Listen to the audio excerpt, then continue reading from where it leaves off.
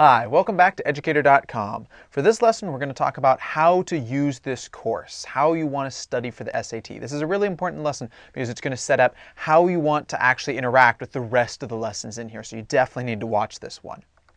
Legal disclaimer, test names are the registered trademarks of the respective owners. Said owners are not affiliated with Educator.com. The College Board was not involved in the production of and does not endorse this course. Practice, practice, practice. How is studying for the SAT like trying to get better at sports, playing an instrument, pretty much anything ever? You guessed it. Lecture is important, but it's all about practice. Practice is the important thing. The way you get better at stuff is by practicing it. So while these lessons are going to be useful, and I'm going to teach you all sorts of cool strategies, and you can check out all sorts of things and get better at it, if you don't actually go out there and practice this stuff, you're never going to really improve. The way you get better at something is by practicing it. I cannot stress that enough. You really have to practice if you want to improve. It's not enough to just learn tips and tricks. I'm going to teach you all sorts of useful strategies. I'm going to teach you tips and tricks. But if you don't put in work, it's not going to really get you anywhere. If you want to get better at the SAT or any test or anything you want to do ever, the way you improve is by practicing. You have to practice and prepare if you want to get better at something. So if you're going to practice and prepare for the SAT, well, if you want to get better at basketball, you need a basketball, right? You need to actually have something to dribble and a court to play on. If you want to improve at guitar, well, you're probably going to need a guitar to actually play on and get better at. So what do you need if you want to improve at the SAT? What's going to be the equivalent of those? I got it. The book, the official SAT study guide published by the College Board, aka the Blue Book. Why? Because it's blue.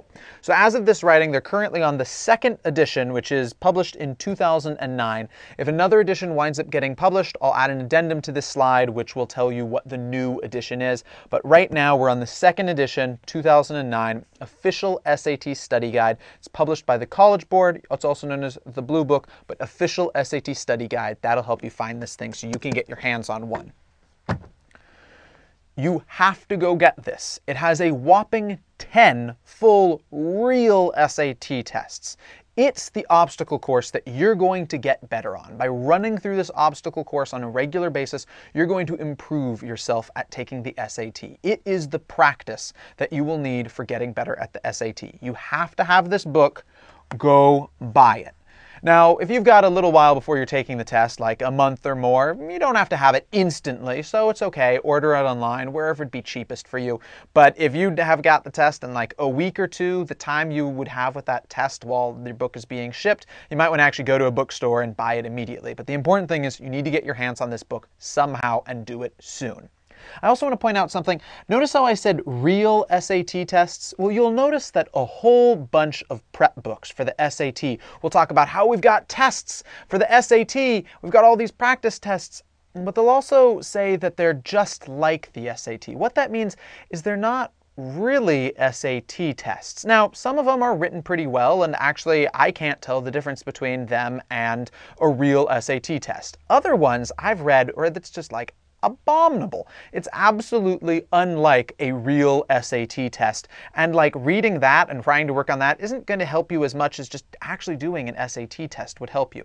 So if you want to get better at knowing what the SAT is like, you want to use something where they're really using the source material from real SATs. Since the College Board publishes and makes the SAT, they're the only people who can actually put out old SAT tests. So if you want real, official, old SAT tests, this is the thing to go to. This is the book you have to get your source from.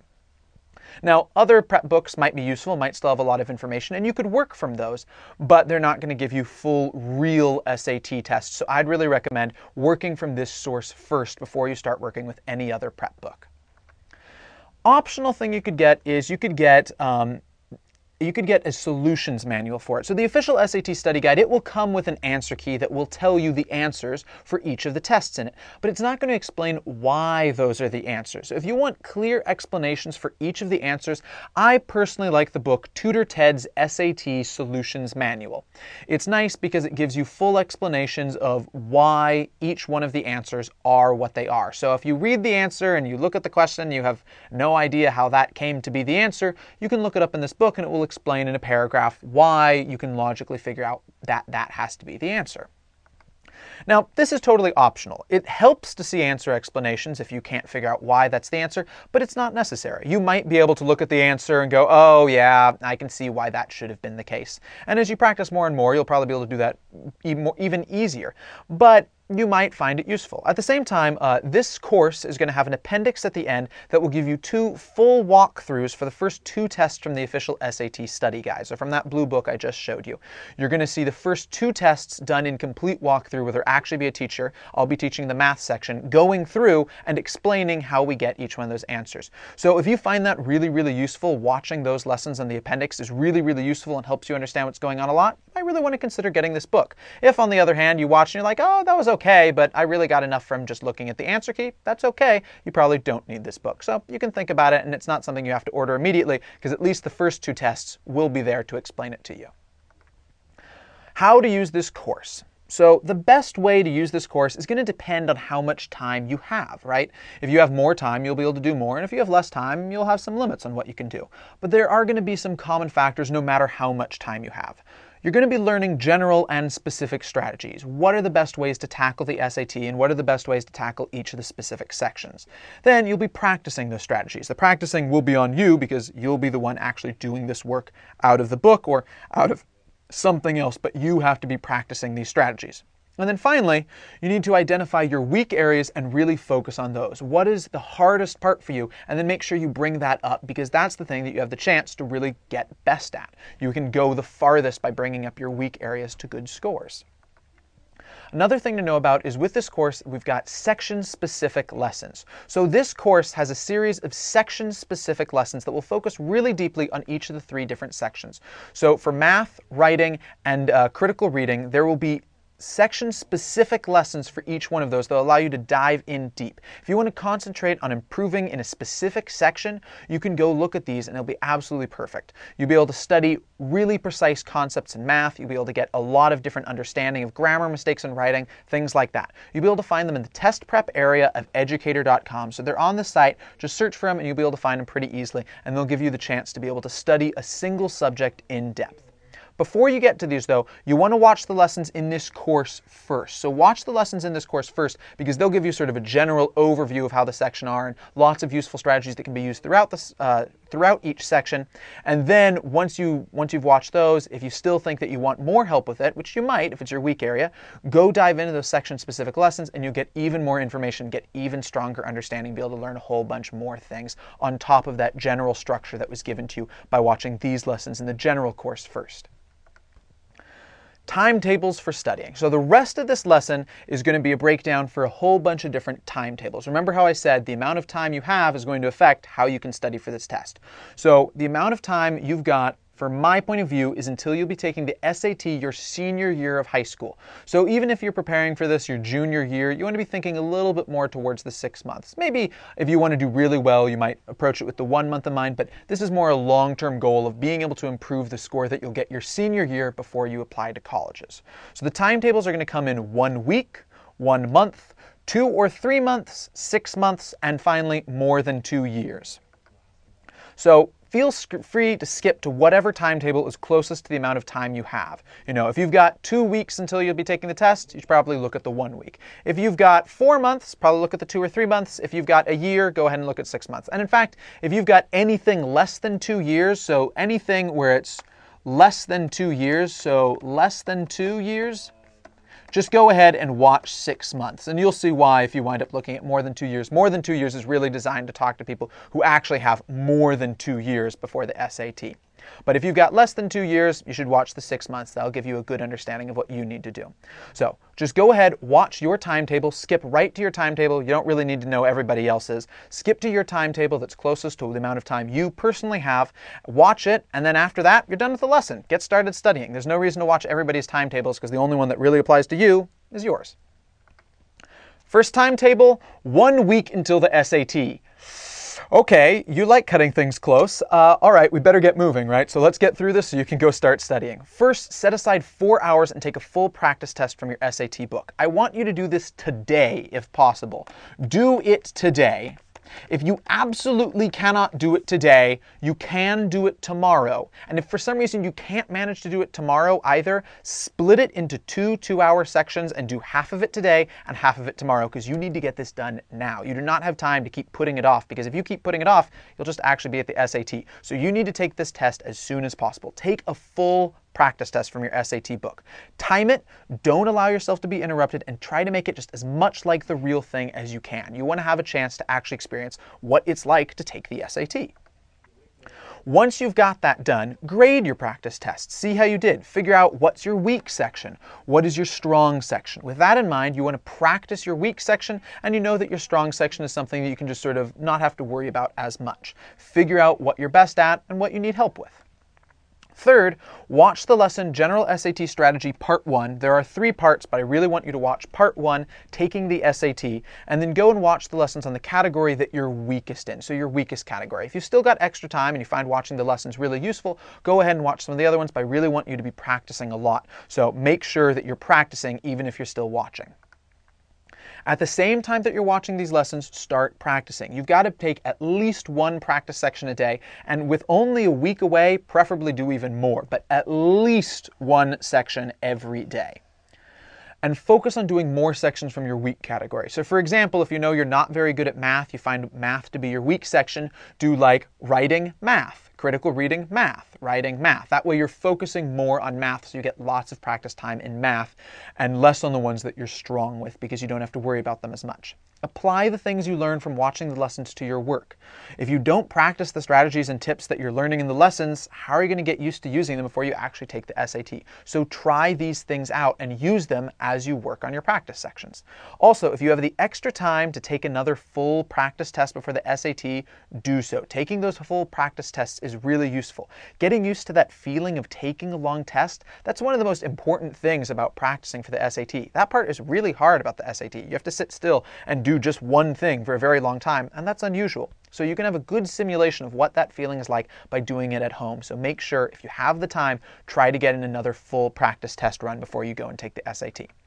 All right, good luck. If you can keep calm and stay on task, you're definitely going to have the chance to improve your score. You'll be able to improve your score by getting in this practice, but you don't have much time, so go start studying now. All right, 1 month. This is an acceptable amount of time, and you can definitely do a lot with it. So you'll be able to learn a whole bunch of things and really improve your score with a whole month to work on. First, set aside 4 hours and take a full practice test from your SAT book. Do this as soon as possible. You know, preferably today, but you could do it tomorrow. If you absolutely can't do it today or tomorrow, then you could split it into 2 2-hour sections and do half of it today and half of it tomorrow. And if you absolutely can't do it, maybe you could do it 3 days from now, but you really don't want to keep pushing this off. A month is a while until the SAT, but it's not that long in the big scheme. So you want to take this practice test as soon as you can, so you have a sense of where you're starting in the SAT. Time it as you take it, don't allow yourself to be interrupted, and generally just try to make it as much like the real thing as you can. This is your chance to experience what it's like to take the SAT, at least to some extent, and you want to use that to your advantage, because knowing what the SAT is like is going to help you take the real SAT. So you want to make your practice like taking the real SAT. Second, grade your practice tests. See how you did. What's your weak area? What's your strong area? Figure out the areas that you're strong in and which ones you're weak in. That's going to be useful because you'll be able to focus on your weak areas. Third, while you're practicing for the SAT, watch the lessons in this course. That's what they're here for. Start with all 3 parts of the general SAT strategy, and after you've watched through those 3 parts, work your way through the other lessons and start with whatever your weakest category is. So if you know you're weakest at math, start off by reading the math lessons, watching the math lessons. Start off by watching the math lessons and then later move to critical reading and then writing. At the same time, start practicing. You really need to get on practicing. Do at least 1 practice section a day and focus on doing more sections from your weak category. Once again, if math happened to be your weak category, then you could focus on doing more math than you do everything else. Maybe you do like writing, math, critical reading, math, writing, math, critical reading, math. That way you're getting extra math sections in, while these stronger sections you don't focus on as much. Apply the things you learn from watching the lessons to your work. You want to be able to translate what you're learning in this course into actually using it. If you don't practice these strategies and tips, how are you going to get better at using them when you take the SAT, right? So you really want to be trying these things out, trying the things out that you're learning in the lessons and using them when you practice. Try to take a full practice test once a week up until you take it. If you manage to do that, you're going to have 4 full practice tests under your belt. That's great, right? That gives you a real chance to know what it's like and gotten really good at taking the SAT. Getting used to that feeling of taking a long test is important. It gives you a really good sense of what it's going to be like to take the real SAT. And you can get a really good sense of what it's like by just doing it at home. You get a really good simulation at home, so use that opportunity to get better at the SAT. Also, as you take practice tests, you might notice that your weak area is changing, right? You might, after having worked on math for 2 weeks really strongly, you might be like, oh, math's actually my best section now, and now I'm not doing so well at critical reading, and so instead you'll start focusing on critical reading over the other 2. All right, good luck. If you can stay on task and keep up your concentration, if you really put in the work, practice section every day, trying to do practice tests, watching these lessons, you're definitely going to improve. You've got a lot of time. You don't have a lot of time, but you've got enough time. 1 month is a time chunk that can really give you a sizable dent in getting better at the SAT. You're going to be able to improve your score, so just get started on this. 2 or 3 months until the SAT. Nice. This is plenty of time to make some real improvements. You've got a good amount of time. I really like this amount of time to work with. First, set aside 4 hours and take a full practice test from your SAT book. You really want to do this soon. So if you can, do it today or tomorrow, but definitely within the next week. So by end of week at the latest. So it's okay if you can't do it today and you can't do it tomorrow, but you don't want to keep pushing this off, because if you keep pushing it off, you're never going to get started, and how are you going to study for it unless you get started, right? So by end of week at latest. As you do it, time it, don't allow yourself to be interrupted, and generally try to make it as much like the real thing as you can. Once you've got your practice test finished, grade it. See how you did. What's your weak area? What's your strong area? Once you've got which areas figured out for your strong and your weak subjects, you're going to be able to use that to focus on your weak ones so you can bring them up easily, right? Your weak section is really just your chance to improve a whole bunch, so that's what you're going to focus on so you can really bump your score up.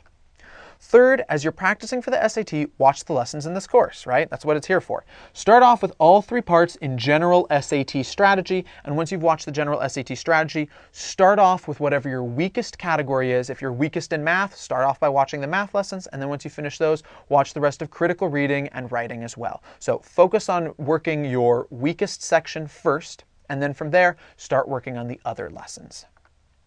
At the same time as you're watching lessons, start practicing. Do 1 practice section a day. Focus on doing more sections from your weak category. So for example, if your math was your weak category, you'd probably go writing, math, critical reading, math, writing, math, critical reading, math. That way you get the chance to really focus on your weak category so it gets a lot of attention and you're able to really improve at that thing. Apply the things you learn from watching the lessons to your work. As you watch these lessons, you're going to learn a bunch of different strategies and tips. If you don't use them on your practice, though, you're never going to get good at them for the actual SAT. You have to get these things in your system, and the way you're going to do that is by practicing them. So as you learn new strategies through the lessons, make sure you actually apply them.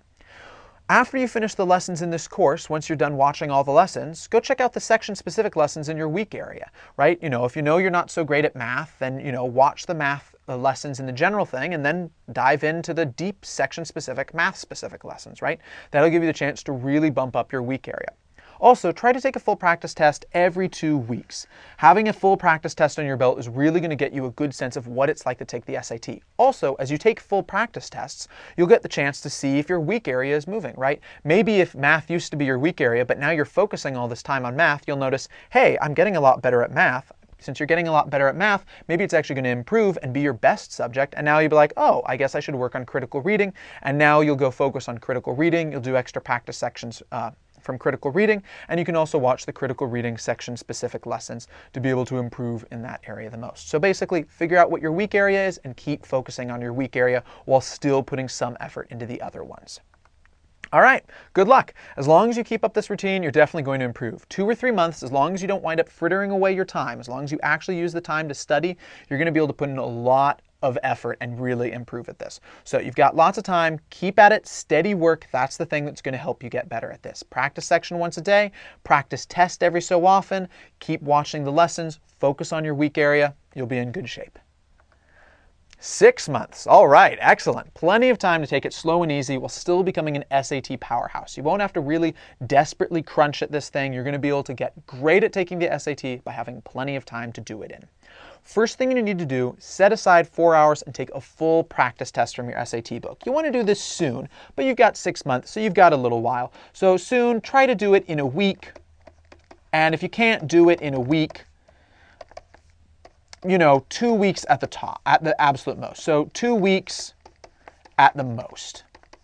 Don't want to let yourself go too long in this, because if you just keep pushing it off, next thing you know, you'll be down to 2 or 3 months and you never really used all those 6 months you have for studying. So you want to get started on your practice test pretty soon, but since 6 months, you can wait until you've really got a time. You can just do 4 hours all in one day and get a sense of what it's like to take the SAT. Make sure you time it, don't allow yourself to be interrupted, and generally try to make it as much like the real thing as you can. This is your opportunity to get a sense of what it's like to take the SAT, so use that. Second, grade your practice test. See how you did. What's your weak area? What's your strong area? Figure out the areas that you're strong in, figure out the areas that you're weak in. Once you figure out what you're weak in, you can focus on that, right? Since your weak area is your lowest score, that means it's also your chance to bring your score up by the most amount, right? Since you can bring your score up a lot there, you'll focus on it, you'll get a lot better at it, and you'll have the chance to really improve your score by focusing on your weakest area.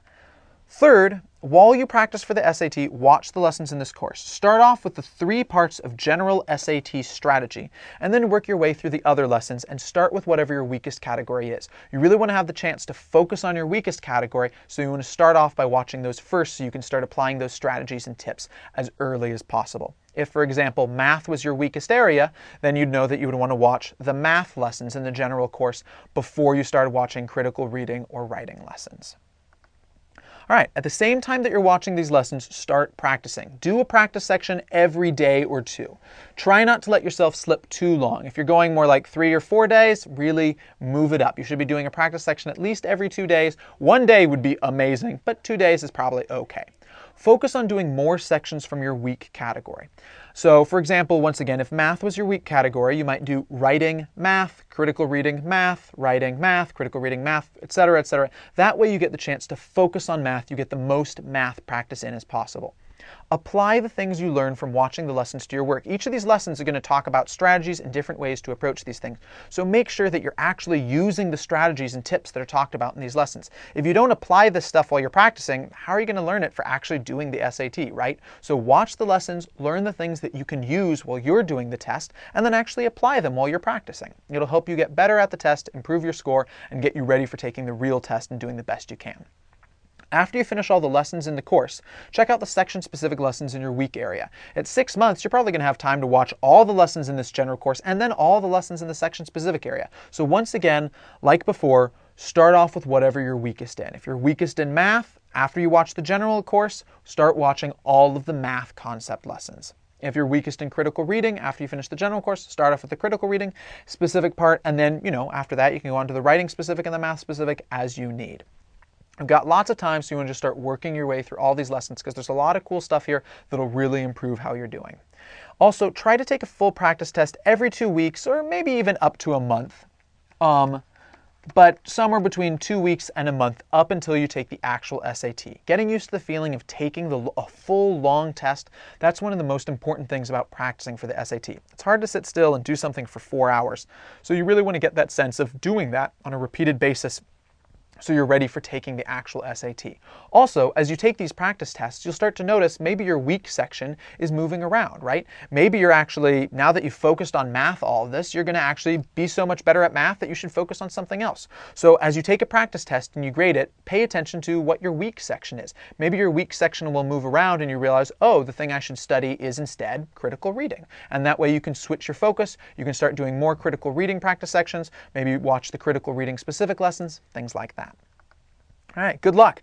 As long as you keep up this routine, you're definitely going to improve. So it's important that you keep up this routine. With 6 months ahead of you, it's easy to be like, I'll get around to it later, I'll do it later. And next thing you know, it's a month until the SAT, and you never really wound up using all of that time you had to get amazing at this. So the important part is slow and steady wins the race. A little bit every day is going to make you so much better than trying to cram it all in at the end.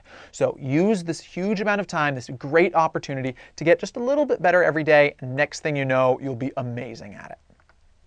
All right, Final one, 2 or more years until the SAT. So like I said before, if you actually have less than 2 years, like you're 1 year and 6 months or 1 year and 8 months, you should actually go check out the 6 months, because this 2 or more years thing is going to be a little different. Now, let's say you actually are at 2 or more years until the SAT.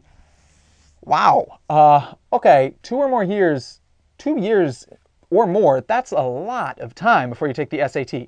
So if you're in the kind of boat where you're thinking, I've got more than 2 years until the SAT and I really want to start working on this, you might want to bring your parent or guardian in here and have them listen to what I'm saying, because one of two things has happened. Either you, the student, is really gung-ho about doing crazy good on the SAT, and what I'm going to say is directly applicable to you and you should hear it, or your parent or guardian or someone who controls your life in some fashion is in control and is really gung-ho about you getting a great score on the SAT because they think it's going to help your life massively down the road. And so if that's the case, you should pause it, bring them in, and have them listen to what I'm about to say. I'll wait. Okay, I'll assume that you're ready to hear this. If you're planning on studying for more than 2 years before taking the SAT, I want to urge you to reconsider. If you're planning on having your student take the SAT in more than 2 years and you're trying to have them study for it really hard now, I want to urge you to reconsider in that case as well. It is not going to be that useful.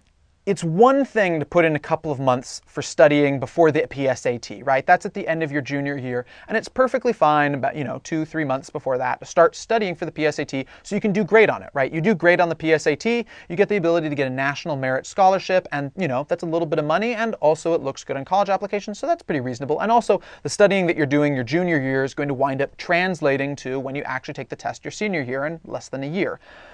But if you've got 2 or more years until the SAT, that means you're a sophomore in high school. Not only that, you're a sophomore your first semester in high school. The SAT is too far away to start studying for it now. The work that you put in now would be better off being put into something else. Studying for this long is a case of diminishing returns. Sure, you can learn some strategies and you can improve your score, but with this much time on your hands, you should instead just focus on learning in general, right? I mean, you can get a better score. You'll be able to get a slightly better score than if you had studied for only a year. But the slightly better score isn't going to have improved as much as you could have done with the other things. Remember, the SAT, while imperfect, the SAT doesn't absolutely perfectly test your education, but the SAT is at heart testing your education. If you could, instead of using the time focusing just on the SAT for just focusing on learning, getting more educated in various ways, you're going to do better on the SAT. Your SAT score will increase, you'll do better in school in general, and you'll also have more options in college and be more competitive in the workplace. Basically, as opposed to specializing this one really tiny, really specific hoop that you have to jump through precisely once in life, if you get better and learn other general skills, you'll be able to do so much more than if you just get a 20-point increase in your SAT score. Really, the increases between like 1 year to 2 years, we're talking minor score increases. It's just not worth the amount of time it's going to go into it. And if you think of going to a real preparatory course where you have to pay at a preparatory course, it's especially not worth it, because that's a huge amount of money that you're putting into something where you could put that money into learning in other ways and get way more out of it. So what are some other things you could do instead? Now, keep in mind, I'm not saying you shouldn't be like, oh, hey, I've got 2 years, I'm just going to kick back and play video games and watch bad TV. That's not what I'm saying.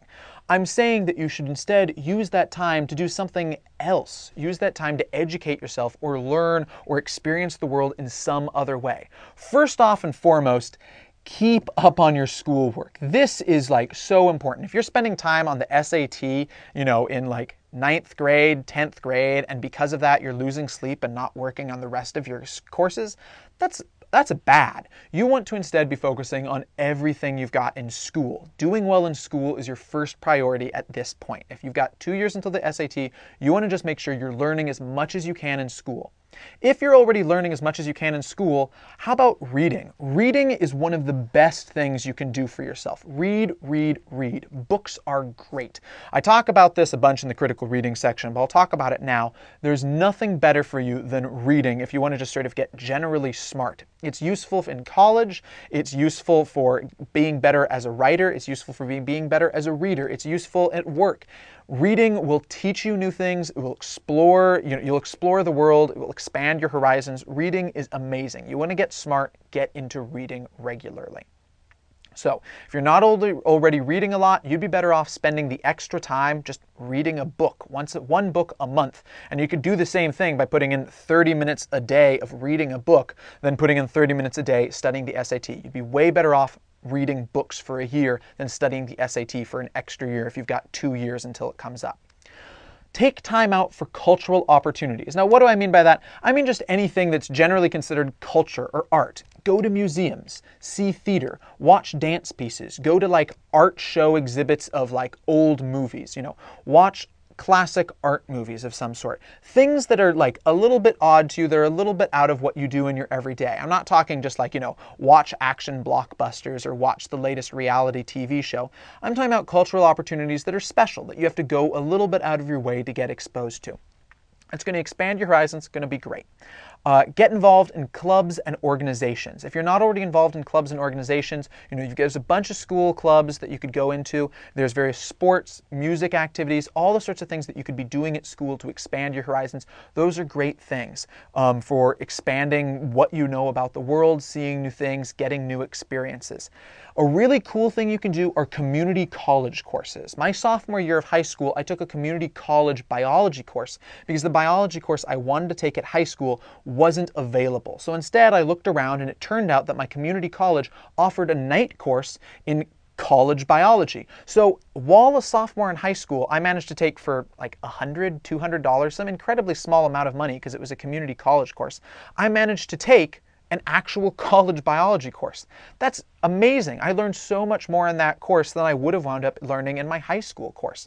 And it was just a semester and it just took going to a night course. If you're struggling in your schoolwork, taking a community college course might not be the best idea. But if you're already doing great in your schoolwork, community college courses are a really interesting option to look into. And they're not very expensive if they're going to cost you. They're really pretty inexpensive, so definitely worth looking into. Also, look into academic disciplines that interest you and study them independently. There's a huge amount of information out there, right? You're at Educator.com right now. There's so many things you can just go to on this site and learn about like this very instant.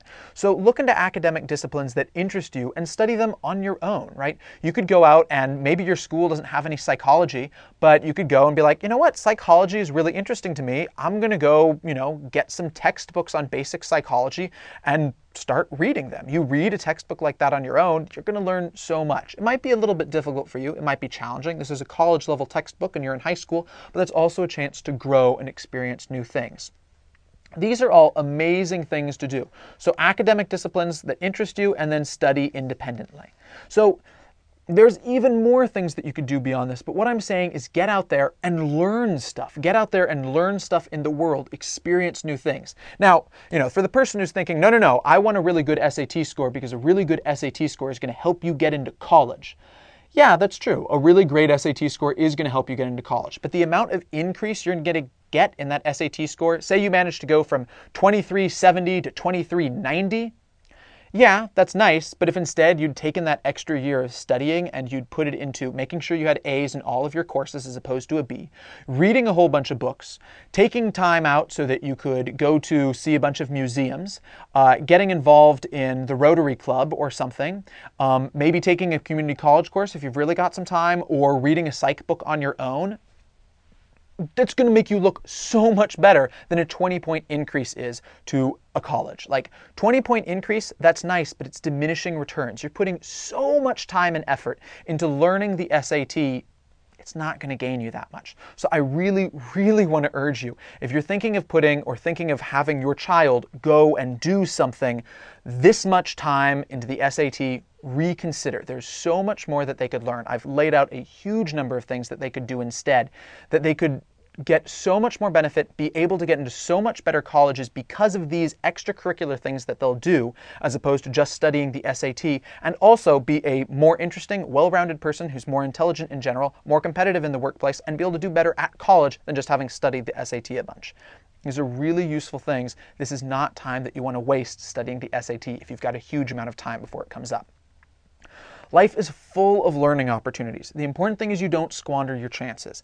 Now, once again, I want to reiterate, I'm not saying just take time off and just be like, oh, hey, I got a lot of time before, the SAT comes up. I'm going to, do a waste of my time, do something like flit around on the internet and, not have anything interesting to be learned out of it. Instead, you want to focus on actually getting things out of life. Get into endeavors that are going to teach you something new. Be good at your schoolwork, read books, get into college, get into a college class and watch a college class. Maybe if you've got a local college in your neighborhood or town or a university that gives lectures to the public, go to that, and maybe they'll have like a cool speaker talking. You'll get the chance to be exposed to a bunch of new things. This is going to make you so much more competitive, a college applicant, than just studying more on the SAT. Studying that extra year on the SAT, 2 years versus 1 year, 1 year combined with other stuff is always going to beat out 2 years. Discover new things, figure out what appeals to you, and then go learn about it. There's a lot you can learn in the world, and if you go and learn a lot about stuff, it's going to make you an amazing applicant for college. It's also going to just make you an amazing human being in general. If you can do this, if you can get out there and study things on your own just because you love learning, the SAT is going to be a breeze. If the main thing that drives you is your love of learning and your love of experiencing the world and seeing new things, the SAT, that's going to be nothing, because it's just learning, it's just doing all the stuff that you've already learned purely out of the pleasure of learning. If you're learning not because it's something you have to do, but something you love to do, you're going to be in an amazing situation. If you can get into that habit, there's no need for luck, because you'll be doing great. All right, I hope that tells you some stuff you can do, and good luck. I hope you can manage to do, all this stuff instead of just studying for an extra year. It won't hurt you, but this stuff here, this will all help you more. All right, see you at Educator.com later, and I hope you learned something. Bye.